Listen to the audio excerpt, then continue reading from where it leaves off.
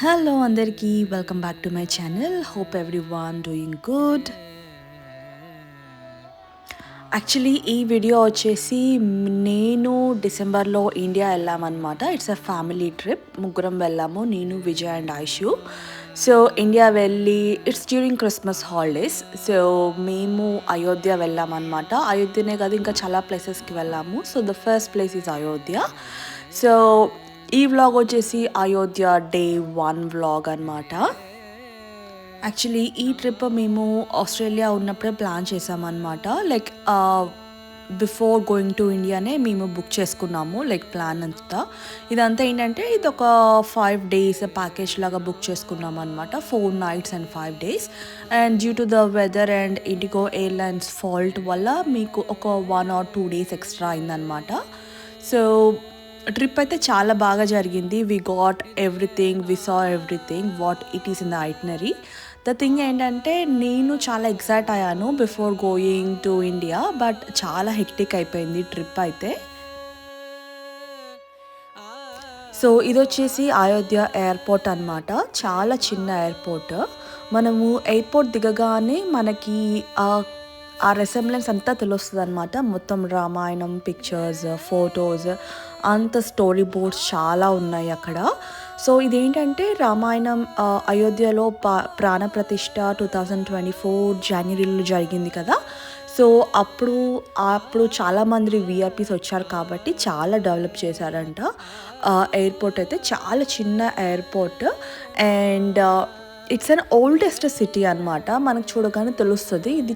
So మేము ప్యాకేజ్లో వెళ్ళాం కాబట్టి మాకు హోటల్ రూమ్స్ అన్నీ ఆల్రెడీ ప్రీ బుక్డ్ అయిపోయాయి అనమాట. సో వన్స్ మేము హోటల్లో చెక్ ఇన్ అయ్యాక so we don't have much time to relax అనమాట. బికాజ్ ఆల్రెడీ మేము యాక్చువల్గా లక్నోలో దిగి లక్నో టు అయోధ్య మేము కార్లో వెళ్ళాలి. But due to some issue మేము డైరెక్ట్గా అయోధ్యకే ఫ్లైట్ బుక్ చేసుకున్నాము, వెళ్ళాము. సో అక్కడ కొంచెం హోటల్లో ఒక 1 hour రిలాక్స్ అవ్వగానే మేము టెంపుల్ దర్శనంకి అయితే వెళ్ళిపోయామన్నమాట. సో ఈ దర్శనం ఏంటంటే అక్కడ చిన్న చిన్న బగ్గీస్ ఉంటాయన్నమాట. Like it's like autos, open autos లాగా ఉంటాయి.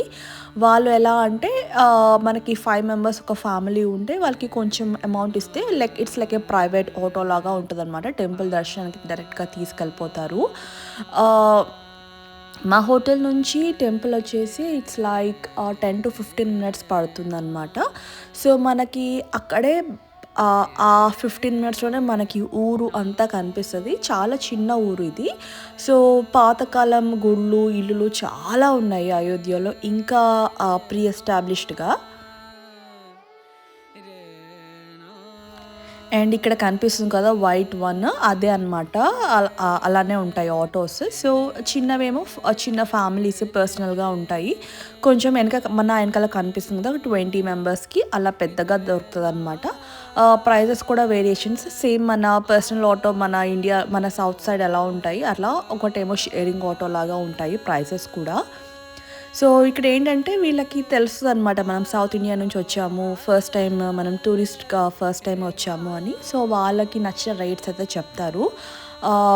మనము ఎంత బార్గెన్ చేసినా దే డోంట్ తగ్గించరు అనమాట వాళ్ళు. వాళ్ళు ఎంత అడిగితే అంత ఇవ్వాల్సిందే. అండ్ చాలా జరిగాయి అలా. నాకైతే ఈ ట్రిప్ మొత్తం మీద చాలా చాలా చాలా జరిగాయి అలాంటి స్కామ్స్ అయితే. బట్ స్టిల్ దేవుడి దగ్గరికి వెళ్తున్నాం కాబట్టి చాలా మోసపోతాం కూడా. అండ్ ఇక్కడ వచ్చేసి ఫస్ట్ నేను, మా మమ్మీ డాడీ, విజయ్ అండ్ మా మావయ్య గారు వెళ్ళామన్నమాట. పిల్లల్ని తీసుకుని రాలేదు బికాజ్ దీని తర్వాత నెక్స్ట్ ట్రిప్ కూడా కొంచెం హెక్టిక్గా ఉంటుంది. అండ్ లాస్ట్ టైం ఐషు తిరుపతికి వెళ్ళినప్పుడు కూడా అది అంత ఎక్సైటింగ్గా ఫీల్ అవ్వలేదు బికాజ్ గుళ్ళల్లో చెప్పులు తీసేసి నడవాలి, అవన్నీ తనకి నచ్చలేదు. అండ్ మోర్ ఓవర్ ఈ ట్రావెల్ మేము ఆస్ట్రేలియా నుంచి ఇండియా వెళ్ళిన కపుల్ ఆఫ్ డేస్కే వెళ్ళామన్నమాట. ఆల్రెడీ చాలా టైర్డ్ అయి ఉన్నారు. ఓకే, కమింగ్ టు టెంపుల్ ఎలా ఉంది అంటే temple is so so so beautiful. And minimum మనం ఆటో దిగినాక 25 to 30 minutes అయితే వాక్ చేయాలన్నమాట. ఇక్కడ సీనియర్ సిటిజన్స్కి వచ్చేసి వీల్ చైర్స్ ఉన్నాయి. వీల్ చైర్స్కి కావాలి అంటే Aadhaar card and I think 100 rupees 200 rupees అనమాట. అది చూపించి ఆధార్ కార్డ్‌లో మన ఏజ్ ఉంటది కదా! అది చూపిస్తే వాళ్ళు మనకొక వీల్ చైర్ ఒక పర్సన్‌ని అలొకేట్ చేస్తారనమాట. సో, దీంట్లో ఏంటంటే మంచిగా లాకర్ సిస్టమ్స్ అన్నీ బాగున్నాయి. ఆహ్, అండ్ టెంపుల్ వచ్చేసి చాలా బాగుందనమాట. మొత్తం పింక్ స్టోన్‌తో కార్వింగ్ చేసి ఉంది. ఎంత పెద్ద టెంపుల్ అంటే సేమ్ లైక్ మనకి వి కాంట్ ఇమాజిన్ అనమాట. డీటెయిలింగ్‌గా చాలా కార్వింగ్ చేసి ఉంది టెంపుల్ అయితే. సో వాట్ సో స్పెషల్ అంటే ద మెయిన్ ఏంటంటే ఆర్కిటెక్చర్ అండి. చాలా బ్యూటిఫుల్ ఆర్కిటెక్చర్. మొత్తం శాండ్ స్టోన్ మార్బుల్తోనే కన్స్ట్రక్ట్ చేశారు. అండ్ ద థింగ్ ఈజ్ ఇంకా కడుతున్నారు. That is the main thing. అది మన ఇండియాలో one of the greatest construction అని చెప్తాను నేను. అండ్ తెలుసా దీంట్లో అయితే ఐరన్ స్టీల్ ఎక్కడా యూజ్ చేయలేదంట ఈ గుడి లోపల కన్స్ట్రక్షన్కి. సో చాలా చాలా చాలా బాగుంది. అండ్ ఎస్ మా ఫాదర్ మామయ్య గారు అందరికీ చాలా నచ్చిందనమాట. సో చాలా చాలా బాగుంది. సో ఇది వచ్చేసి లతా మంగేష్కర్ చౌక్ అంటారు. ఇది వచ్చేసి మొత్తం బ్రాంజ్తో కట్టిన ఒక మాన్యుమెంట్ అనమాట. సరయూ రివర్ దగ్గర ఉంటుంది. సో ఐట్నరీలో ఏవైతే ఉన్నావో ఆ ప్లేసెస్ చూసామండి. బికాస్ యాక్చువల్గా మేము అయోధ్యకి ముందు కొంచెం ఎర్లీగా రావాలి అయోధ్యకి. బట్ ఆ రోజు టైం సరిపోక మేము మార్నింగ్ టు ఈవినింగ్ మట్టుకే ఐట్నరీ ఫాలో అయ్యామన్నమాట. సో ఇది వచ్చేసి మేము రామ్ మందిర్ దర్శనం, Sarayu river, Hanuman Garhi and Kanak Mahal 4 places చూసాము ఆ రోజు. సో ఇది వచ్చేసి సరయూ రివర్. యాక్చువల్గా మేము హారతికి వచ్చామన్నమాట. సరయూ హారతికి. ఇది అరౌండ్ 6 to 6:30. బట్ అప్పుడే రెడీ చేసుకుంటున్నారు, ఇంకా చాలా టైం పడుతుందని మేము మొత్తం చూడలేదన్నమాట. బట్ రివర్ అయితే చూసాము. సో నెక్స్ట్ ఇది వచ్చేసి హనుమాన్ టెంపుల్ అనమాట. ఇదేంటంటే హనుమాన్ ఒక కేవ్లో ఉండి అయోధ్యని ప్రొటెక్ట్ చేశాడంట. సో ఇది వచ్చేసి చాలా famous temple. One of the itinerary book చేసుకుంటే ఇదైతే కంపల్సరీ చూడమంటారు.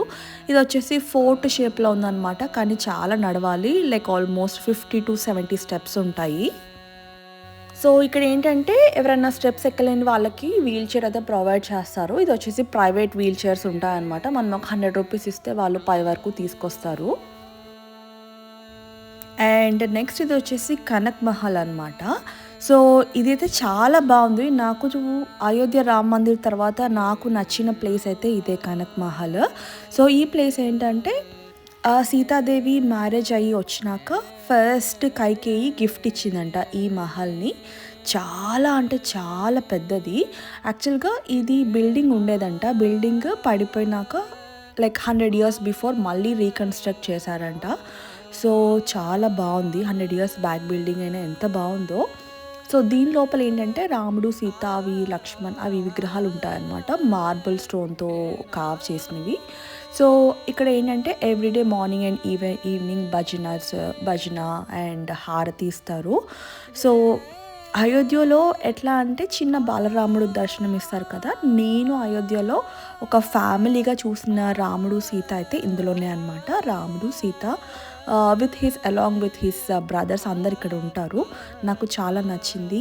అండ్ ఇది నిజంగా ఇల్లులానే ఉందన్నమాట. లైక్ సీతాదేవి ఉన్నట్టే ఉంది. నాకైతే చాలా చాలా మంచిగా అనిపించింది ఈ ప్లేస్.